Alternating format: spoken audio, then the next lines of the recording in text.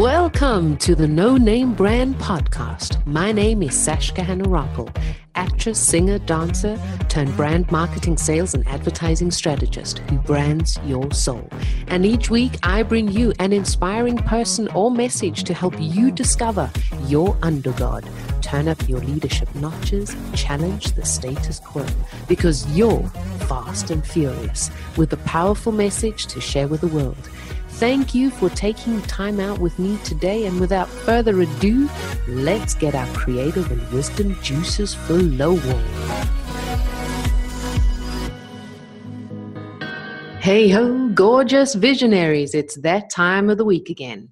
It is time for the fast and furious of the entrepreneurial world to stop for a moment.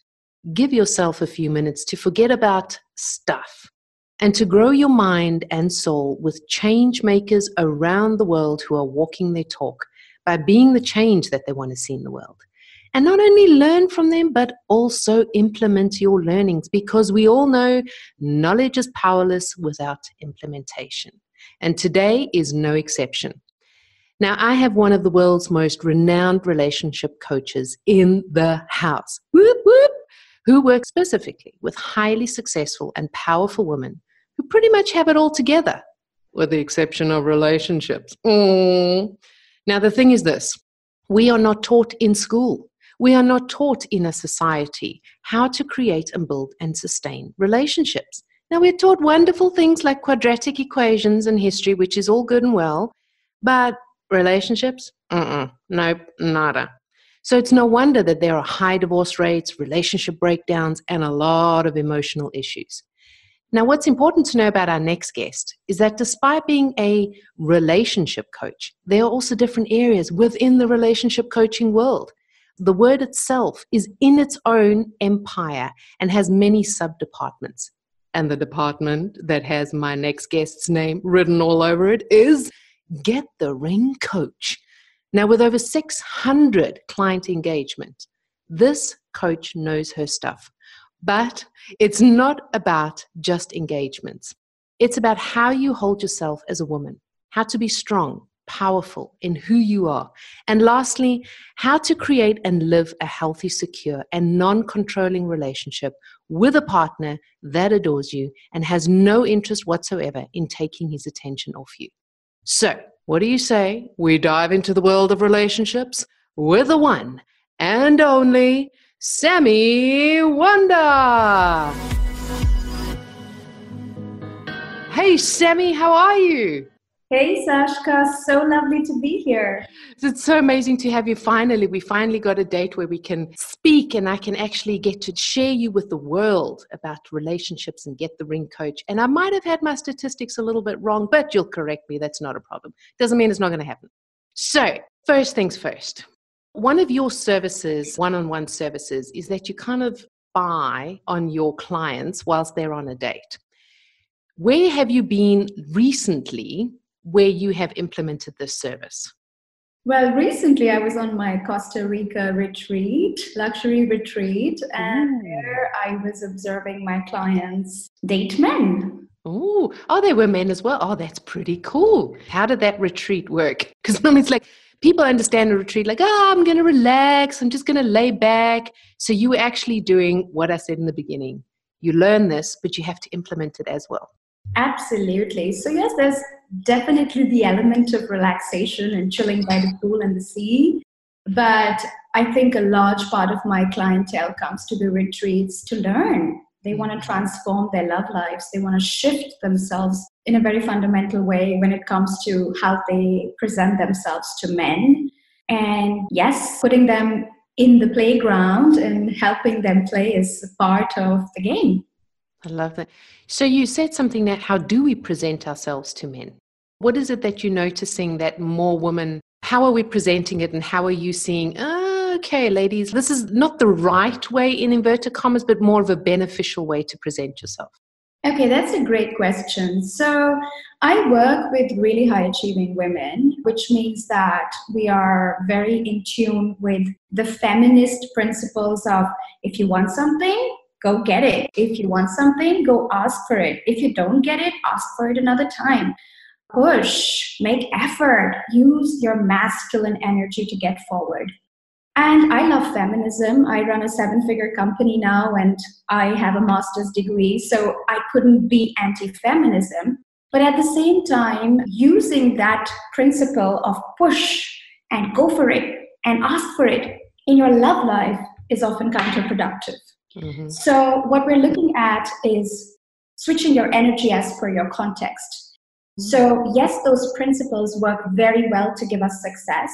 And I want every woman to own her healthy masculine, because if you did not own your healthy masculine energy, you would not be able to put food on the table for your kids. You would not be able to mother them, nurture yourself, take care of yourself, go to your job, direct meetings and make big sales. But at the same time, if you can switch that after work and bring your feminine, soft, human side to your relationships, that's going to be your best friend when it comes to establishing a romantic relationship. So it's about learning that we have both energies within us and none of the energies are wrong or bad. It's about where you put them to use. And a lot of the times we apply the principles of success at business to love. We approach men, we ask for their numbers, we work hard for love. And we forget that love is a free choice, that a man, you can work very hard to gain a man's love and attention, and he still may not choose you. So just stopping this push energy in love and stopping this controlling, convincing, manipulating energy in love is such a big breakthrough for so many of my clients, because they fundamentally believe that if they want a man, they have to work for him. So the opposite of this is feminine, which is no, you don't have to work for him. You have to attract him towards you, pull him towards you with your energy and how you show up, which is the whole lean back concept that I teach. You lean in at work and you lean back in love, which is also the title of my upcoming book. Oh, congratulations. Well done, you. That is amazing. Lean in, lean back. I love that. So you also speak about in a relationship, it sounds very logical. There's the emotional side and there's the physical side in order to be present in the relationship. Can you go a little bit more into detail with that? Because a lot of us will go like, yeah, okay, I was with the guy and I slept with him and there's the physical side, but how do you bring that emotional side in as well to attract that love? Okay, another great question, Sasha. You've really done good research. Okay, so the way I like to explain this is at 2 levels. So I want to talk about single women first, and then I want to talk about married women. And good. Both emotional and physical plane. So we women are biologically wired. Now, some people might get angry and triggered, and that's okay when they hear this. But we women are biologically wired to feel attachment towards a man we sleep with. Because hormonally oxytocin kicks in. It's a very powerful hormone. It starts your labor. It helps you breastfeed. So you can imagine the power of this chemical running into your body when you sleep with a man. Now, when you sleep with a man really quickly, which is physical attraction, he's hot, he's charming, he's sexy, and he's got a good job, and you see a lot of potential, and you quickly jump into bed with him, it messes up your objectivity. And because it messes up your objectivity, you are not able to see beyond the physical attraction, especially in the early months. And then it starts off really hot, and then it fizzles out because over time you realize, oh my God, we're not compatible. Oh my God, he stands for very different values. Oh my God, he wants an open relationship and I'm an all one-man woman. So those kind of differences appear later on. Yeah. What also happens is very often that men disappear because when you sleep with them very quickly and there's not really a talk about exclusivity, there's no talk of commitment, they assume you're in it for the fun of it. Like they're behaving like adults. They assume you're an adult and this doesn't mean anything. So often women, when they sleep too quickly with men, they find themselves feeling heartbroken, wondering where did this go wrong, wondering why after such amazing sex he's disappeared. Well, he's disappeared because he was not looking for a commitment. He thinks you're hot, you think he's hot. This is 2 adults coming together, consensual sex, no big deal for a man. But for us women, we start to miss the voice, we start to miss the touch, we want more. And this sets up a very dangerous cycle of heartbreak for women. And I tell my clients that they don't have to go through this by simply not sleeping with a man for at least 3 months. I say hold out even longer. Now, this may sound revolutionary for those of us who get into this really fast, but if you see what kind of results this behavior has created for you, then you will be inspired to try something new, is what I say. So my antidote to this is build emotional attraction first, right? If you experience physical attraction with a man, that's great. Now let's see if there is compatibility in emotional attraction first. Let him get to know you. Spend time with him in a non-physical way. Now, this doesn't mean you can't kiss and there can be no touching and fondling. We're just saying don't go all the way, because that is sacred. Your body is sacred, and you want to make sure that you're sharing it with the right person, so that when you wake up the morning after making love, he just doesn't think you're hot. He also thinks you're a nice girl. Yeah. So we want to build that first. And anyone who disappears during that phase is good riddance. Is good riddance, because it can't be possibly right for you. A good, healthy man will be willing to respect your boundaries around how quickly you share yourself. So romantic relationships have both the physical attraction element and the emotional attraction element. And we want to move in the chronological order of emotional first. Build a relationship first before you sleep with someone. In the entrepreneurial world, it would be build a relationship first before you sell. Yeah. Right? And for married women, I think where this comes in is that a lot of my clients who are, so I help, of course, single, high-achieving women, but I also help high-achieving women who are married and in relationships. So here the equation is that a lot of the times women neglect sex in their relationships. So kids happen, work happens, stress happens, everyday life takes over. And so many women end up being in sexless marriages. And they feel it's okay. They feel like it's allowed. But actually, it's a very dangerous sign. Because very quickly, you turn from being in a romantic relationship into a friendship. So you start to act like roommates, and you start to get very functional about your life. And I understand this. I mean, I'm a mother myself, so I see how the matrix plays out in my own life and how hard it is to juggle all of it together, to make time to wind down, to share a really intimate time with Chris, 2.5-year-old screaming on our heads, and to have a big company to run. So I understand this. But what is really important is to make women aware that in a marriage, there is emotional attraction, right? There is emotional attraction. You care about each other, you know each other, you love each other, but it should not turn into friendship.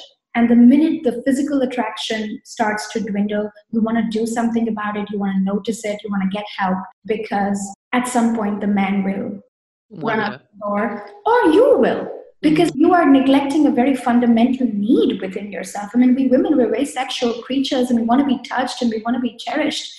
So if we are not giving ourselves that, at some level we are shutting down, and at some levels we are neglecting our needs. So at some point you will also get resentful and explode the longer you stretch this space. So it's very important for marriage that it doesn't turn into a friendship, that the physical part, intimacy part, stays alive within it. That's a really interesting comment that you made, that with the physical and the emotional, that the married partner isn't a friend. I mean, yes, a friend, but not that friend that it's like, oh, you're my best buddy and type of thing. Now, a lot of women, for both, I don't know if it's both single or married, is there more emotional in the marriage and less physical? And the opposite then for single women, and how counterbalancing that and bringing it into alignment? Because also, I know this, not that I've put into practice, I'm being a real smart ass here, but there's so many anchors of when you were younger and when you go into a relationship that you give yourself physically or you give yourself emotionally, how you have been taught these things. So you as a relationship coach, that is a huge responsibility. When someone comes in and goes, I'm just understanding those two principles of emotional and physical and how to bring them into balance, just starting over there. Or do you start over there, or do you go more into the history of where they've been and the hurts and the trauma and dealing with that? Where do you start when you're working with your clients? I think the first thing I always start with is mindset. Because a lot of the times we say we want love, but we are not ready to handle it or receive it when it comes our way. Good point, yeah. So for single women, this can look like intimacy fears. So they say they want love. A lot of my clients are entrepreneurs, very high achieving, six figures, multiple six figures. And their lives are so busy that there's no space for a man in it. So even though technically they come and tell me, I want love, help me, I'm like, where's the time in your life for it? Where's the space in your life for it? Yeah, so that's level 1. Level 2 is subconscious fears. So one is intimacy fears, and the level 2 is subconscious fears, where you go, I'm so comfortable in my life right now. I make so much money. I travel the world. Why do I need to put up with a person, deal with his imperfections, and coordinate my schedule with him and discuss what we're eating tonight with him? That's the second level of intimacy fears, because you have a rigid, unhelpful idea about what cohabitation, a romantic relationship looks like. And in your head, the cons outweigh the pros, and you don't realize it. So there are many pros. I mean, I wouldn't be as successful as I am today if I did not have the love of my husband in my life. He really supports me. So we do not know that having the right man in your life can actually enhance your life so much. But subconsciously, we're just aware of every challenge that that relationship will bring. So there are a lot of subconscious ways in which we sabotage ourselves. So my job is to make sure you are subconsciously as well aligned with moving forward. Now, in a marriage or in a relationship, it looks like when a woman comes to me and says, my marriage is falling apart, or my marriage is not what it used to be, and I'd like to revive the passion, the fun, the joy, the experience of being adored by my man. We're very functional right now. Those are the two primary cases I get. There I would say it's very easy to see that the woman has been more in her masculine than she's been in her feminine. So she is metaphorically wearing the pants in the relationship. Men don't fight that. They don't fight that. They get quiet and they wear the skirt. And then they go out and be with a woman who gives them the feeling that they're wearing the pants. Now, this sounds very krass, as I say in German, but this is the truth. And you can either fight it or you can embrace it and run with it. We are biologically very different, men and women. And a man wants to experience the dream girl experience within his marriage. Yeah, for him not to wander. Now, this is not to say every man wanders, not at all. I love men, and I think they're extremely capable of very loyal relationships. But we're talking about the dynamics here. If you feel like the love is flying out of the window and we're very functional, we're still good together, but we're very functional and there's no romance, then you have to see what kind of experience you are creating in the relationship. Are you more wearing pants or are you more wearing the skirt? And my job is to help you wear more skirt. And it works. It gives powerful shifts. And a lot of the times women resist this. I can tell you there's a lot of internal resistance that we feel because we find our value in doing. We find like how much we can do is how enough we feel in a relationship. So how many shirts I buy him, how many gifts I buy him, how many holidays I arrange for us, what amazing dinners I cook for us. But none of that has to do anything with creating the experience of romance because it's all doing and it's masculine. Your man wants to be in that position subconsciously. Instinctively, he wants to be that person who's giving to you. So one of the first things I'll do is stop you from being the overgiver or over-functioning person in the relationship.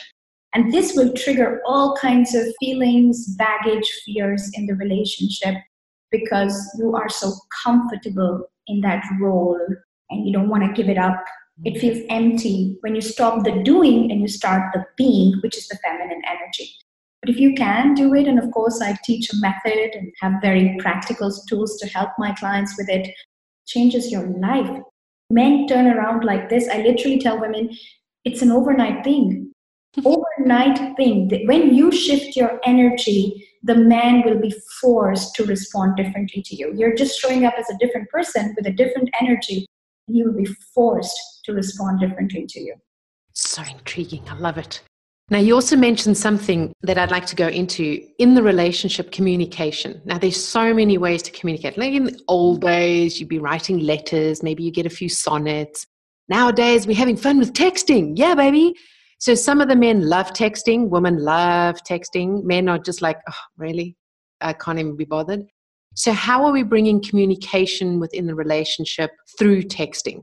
Where do you see women not presenting themselves, women more in the physical than in the emotional within texting, for example? That's a very good point, because we're living in a very digital age now. Dating is not what it used to be, where men were courting you forever and bringing you flowers and then straight away gave you the ring if they wanted to be with you. That's actually the form of dating I still stand by. And that got me my hyper-modern German husband, even though all my friends told me Germans don't operate this way. But that's exactly how I showed up, old-fashioned, and he responded to it. He loved it. So when it comes to texting, my rules for singles are, rules is a bad word. I don't love rules, but my guidelines for singles are that you're not falling into the texting trap, because as much as you feel as a woman that a man is giving you attention, he actually starts to take you for granted when you're too available via texting. And then you will never be able to move from texting into real life dates. So what you want to do is have real life interactions with men. So minimal texting, real life is where the magic happens. A lot of the women also fall into virtual relationships. So they talk to men on Skype for a month, 2 months, and then he says, I'll come, and then he never comes. And then you're heartbroken, he ghosts on you. That's because it's not a real relationship. The pain is real, but it's not a real relationship. So a real relationship develops in real life.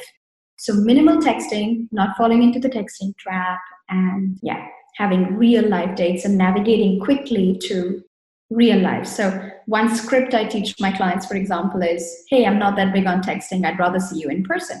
Now, a healthy masculine man who really wants to step up and have a life partner will respond very well to that.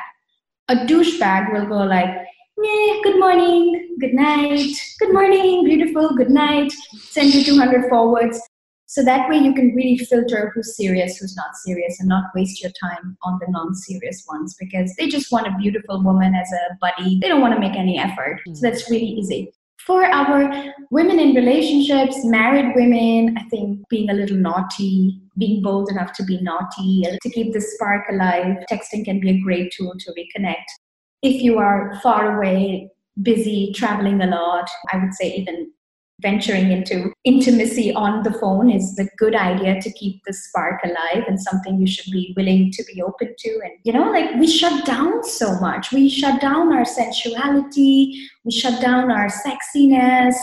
And these are things I teach women to revive, because we were born with these powers. And just because we are successful and we have a lot of responsibility on our shoulders doesn't mean that we shut down this side to us. We want to keep it alive.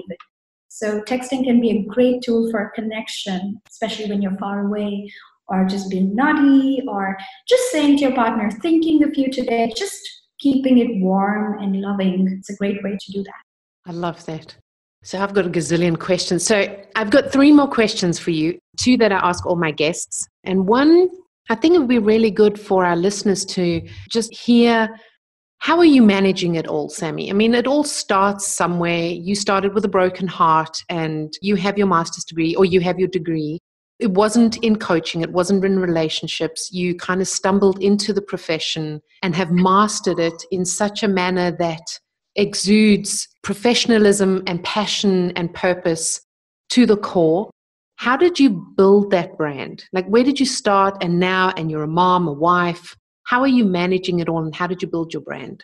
The one word that comes to mind is authenticity. I am not the most witty and humorous person on the planet. I don't try to be. I am depth. And my gift is I can go so deep with you.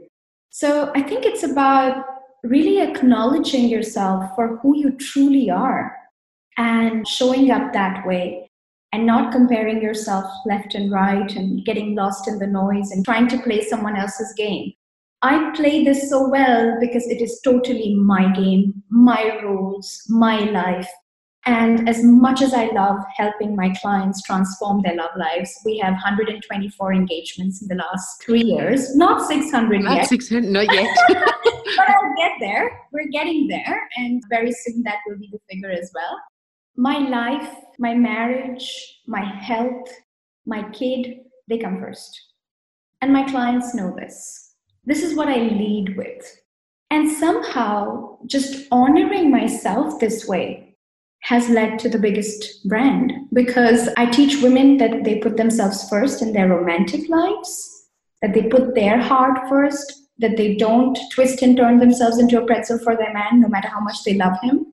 And it's the same for my business and my work. I love it to the core, but it is not number one. I am number one. My time with my husband, my time with my kiddo is number one. And everything else is secondary. So I think leading with that kind of clarity and priority has really helped me.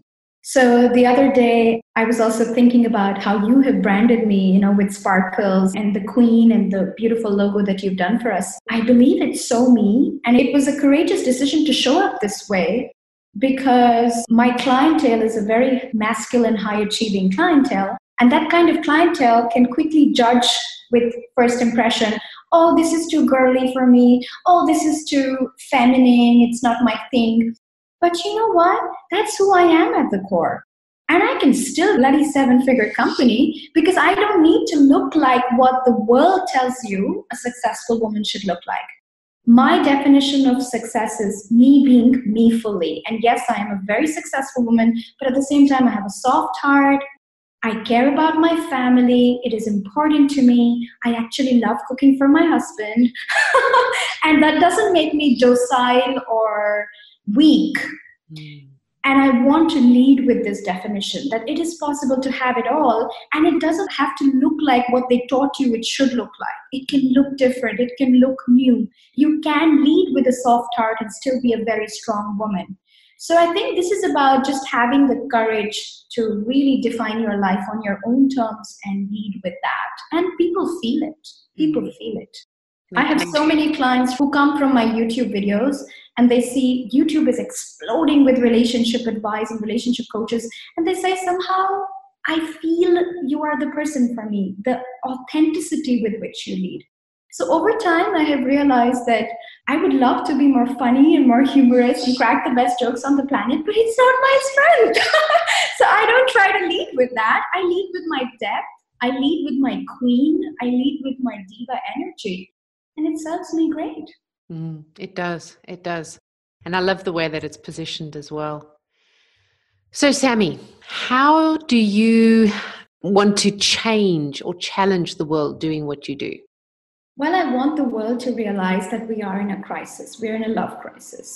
Divorce rates are shooting over the head.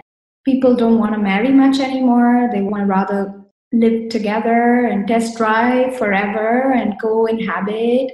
We're so afraid of commitment and we are so lonely at the same time.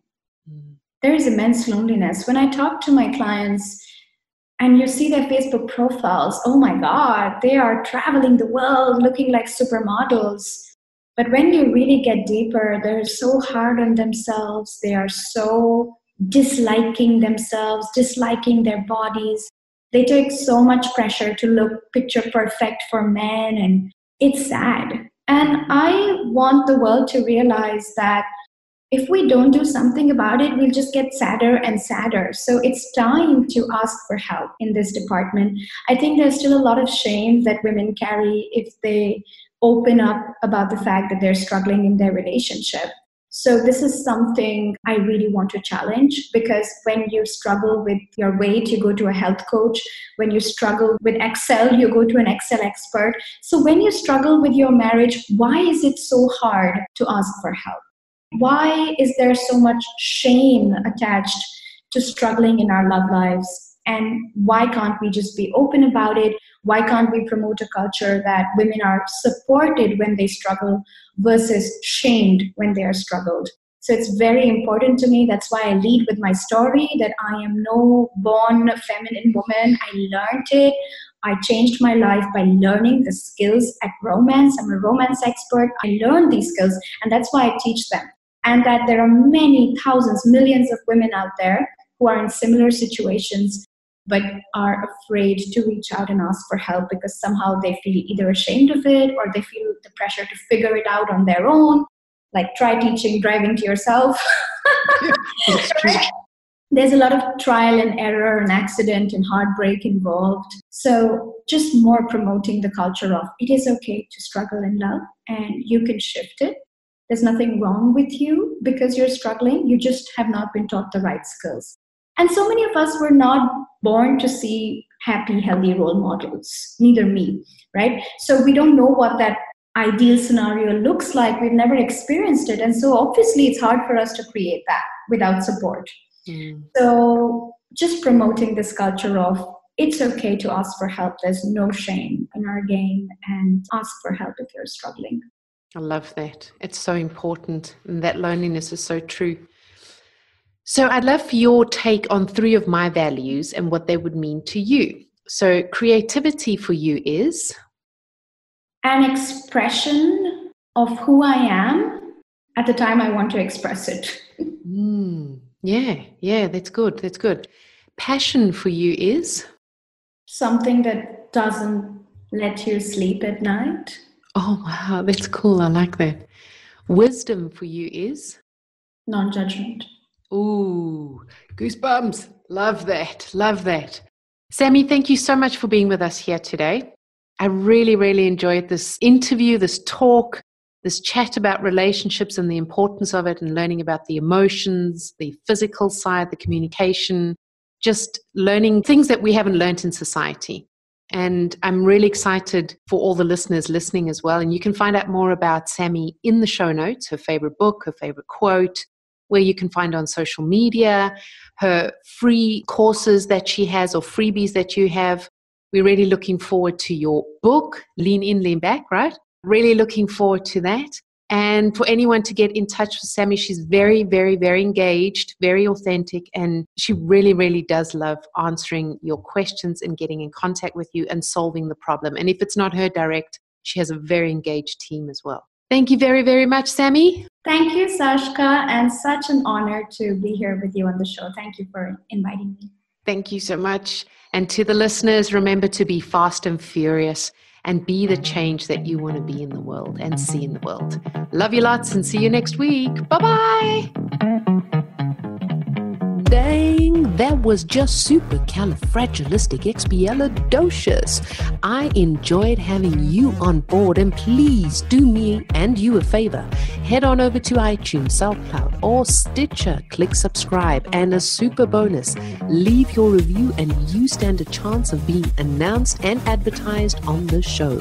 I'm always striving to ensure that your brand is uplifted and empowered.